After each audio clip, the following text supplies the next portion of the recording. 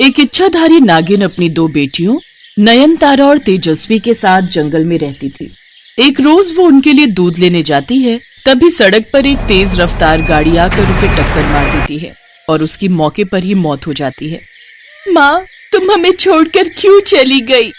अब हमारा क्या होगा माँ?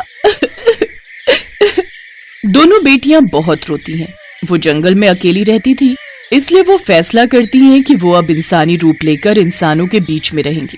काफी तकलीफों के बाद पढ़ लिख कर दोनों एक ही स्कूल में टीचर लग जाती हैं। नयनतारा बहुत ही अच्छे स्वभाव की थी, लेकिन तेजस्वी लालची, घमंडी और चिड़चिड़े स्वभाव की थी। चलो सभी बच्चे अपनी अपनी किताबें निकालो, लेकिन उससे पहले मुझे ये बताओ, कल जो मैंने तुम सबको हजार रुपए लाने को कहा था, वो तुम सब लाए हो कि नहीं? और हाँ, ध्यान रहे इस बारे में किसी को भी कुछ पता न लगे। ये लीजिए मैडम। मैडम, ये मेरे 1000 रुपए। रूही, अब तुम लाओ। मैडम, मैं नहीं लाई। मेरे पेरेंट्स ने मुझे पैसे देने से इनकार कर दिया। उनका कहना है कि वो फीस समय पर भर देते हैं और जरूरत की हर चीज लाकर दे देते हैं, तो फिर पैसों की क्या जरूरत है? मैं कुछ नहीं जानती, चाहे तुम उनसे झूठ बोलो, मार खाओ या चोरी करो, लेकिन मुझे पैसे चाहिए, मतलब चाहिए। इसके बाद तेजस्वी उसकी खूब पिटाई करती है। सब बच्चे डर के मारे किसी से कुछ नहीं कहते। बच्चों से लिए हुए पैसों से तेजस्वी शाम को शॉपिंग करके घर लौटती है। तेजस्वी, इतनी सारी शॉपिंग? आखिर कहाँ से आए तुम्हारे पास इतने पैसे? अभी तो सैलरी भी नहीं आई, फिर इतना खर्चा तुमने कहाँ से किया? 3 दिन पहले भी तुमने एक महंगे से होटल में खाना खाया था। हाँ तो अपने पैसों से खाया था, और मेरी मर्जी, मैं जो कुछ करूं। तुम मेरी बड़ी बहन हो, माँ नहीं, इसलिए ये सब लेक्चर देने की कोई जरूरत नहीं है। मुझे अपनी जिंदगी बहुत अच्छे से जीनी है, समझी? और ये सब खर्चे मैं अपनी सेविंग से कर रही हूँ। तेजस्वी की बातों पर नयनतारा को भरोसा नहीं होता और वो उस पर नजर रखना शुरू कर देती है। उधर स्कूल में सभी बच्चे भी तेजस्वी के बार बार पैसे मंगवाने और उसके बुरे स्वभाव के चलते उससे दुखी हो चुके थे। पूरे स्कूल में सबसे बुरी तेजस्वी मैडम है। प्रैक्टिकल के 30 नंबर इनके हाथ में क्या है? ये तो हमें ब्लैकमेल ही करे जा रही है।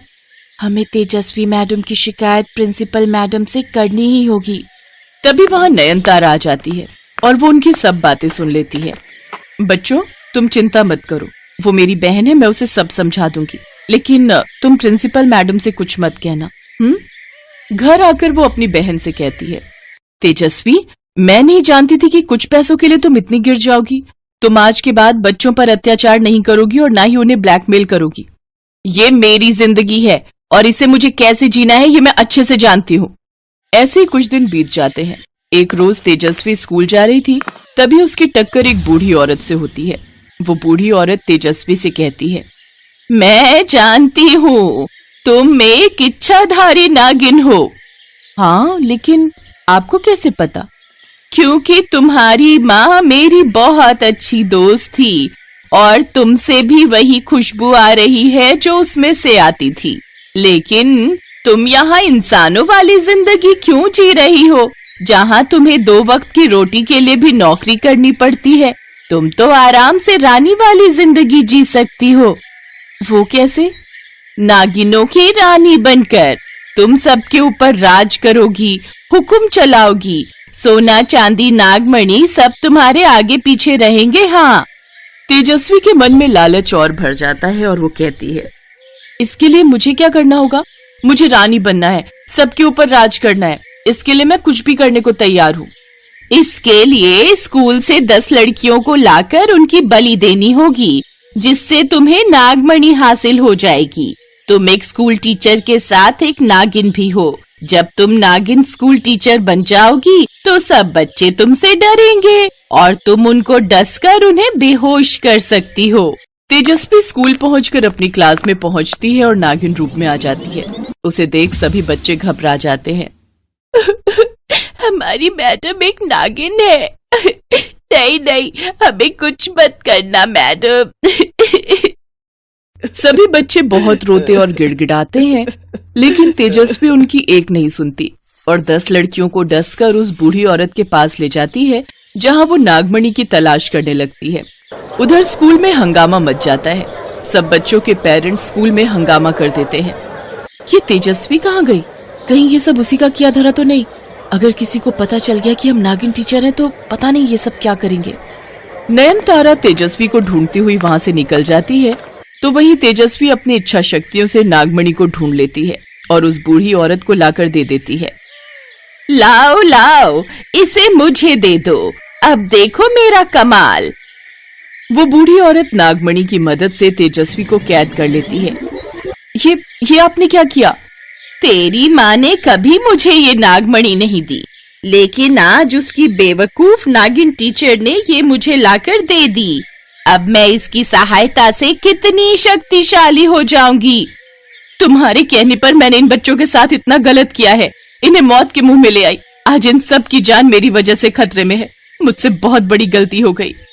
वो बूढ़ी औरत उन सब लड़कियों की बलि देने ही वाली होती है कि तभी नयनतारा वहां आ जाती है और अपनी जादुई शक्तियों से उस बूढ़ी औरत को मार डालती है और उससे वो नागमणि हासिल कर लेती है, जिससे वो सभी 10 लड़कियां ठीक हो जाती हैं। तुम कितनी अच्छी हो दीदी, आज तुमने हम सबकी जान बचा ली। मुझे माफ कर दो बहन, अब से मैं कोई गलत काम नहीं करूंगी और एक अच्छी टीचर बनकर दिखाऊंगी। तुम्हें अपनी गलती का एहसास हो गया, यही मेरे लिए काफी है। नयनतारा और तेजस्वी उन सब बच्चों को लेकर स्कूल आती हैं और उनके माता पिता को उन्हें सौंप देती हैं। साथ ही वो नागमणि की सहायता से उन सब बच्चों के दिमाग से नागिन वाली बात मिटा देती है। अब तेजस्वी सब बच्चों को बहुत प्यार करती है, साथ ही उन्हें अच्छी शिक्षा देती है।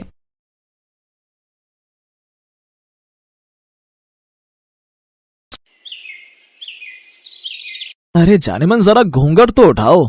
मनोहर की आज सुहाग रात है, इसलिए वो बहुत खुश है। उसकी शादी नहीं हो रही थी। बहुत मुश्किल से उसे एक लड़की मिली है।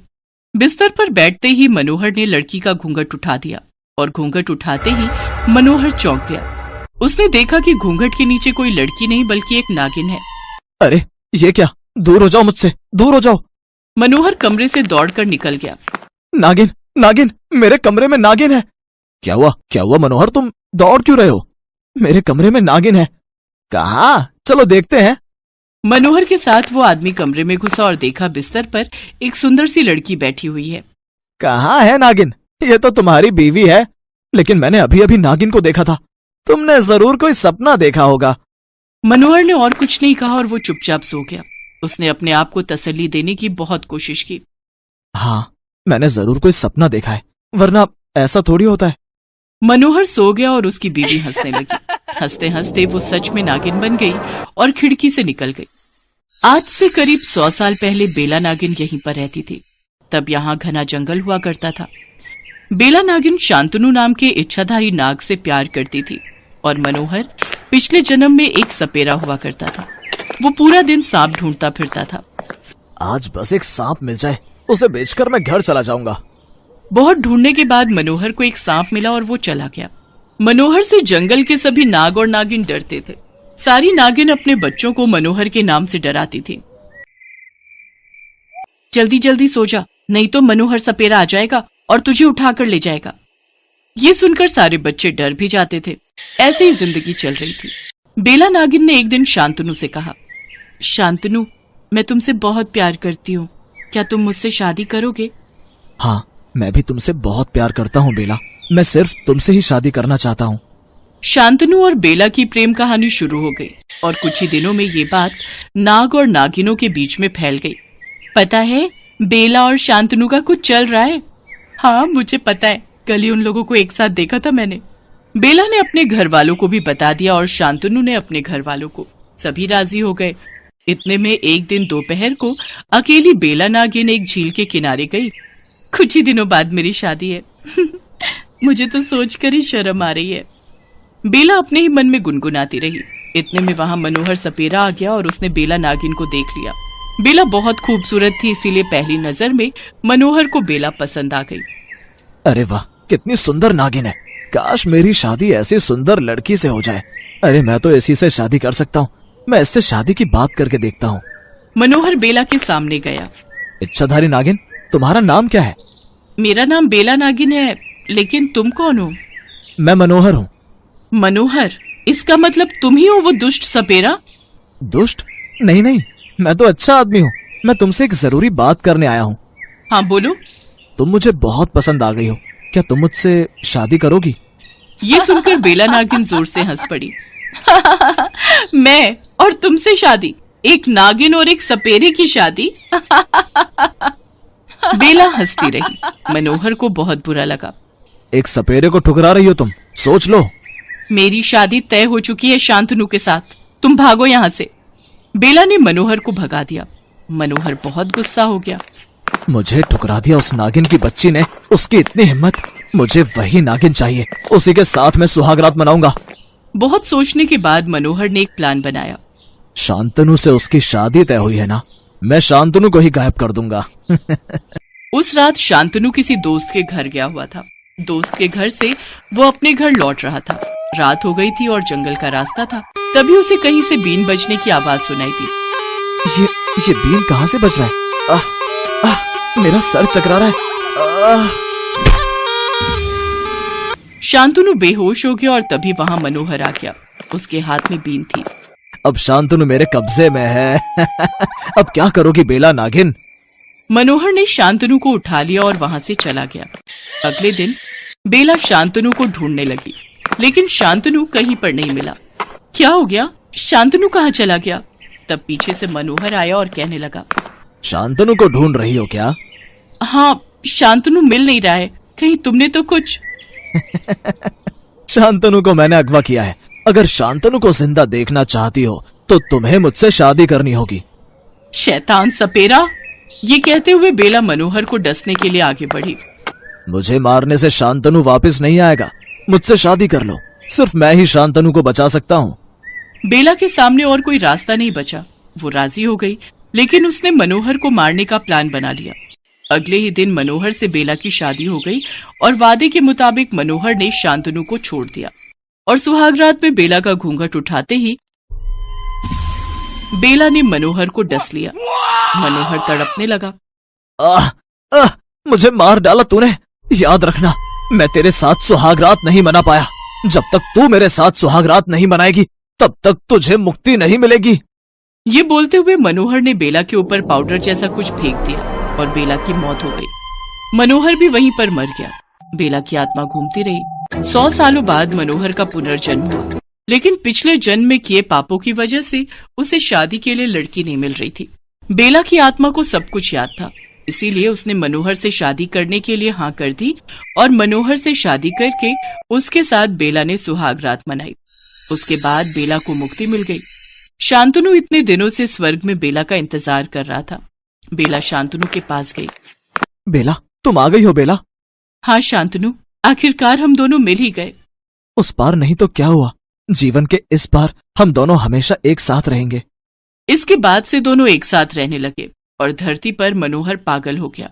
पिछले जन्म के पापों की सजा उसे इस जन्म में मिलने लगी।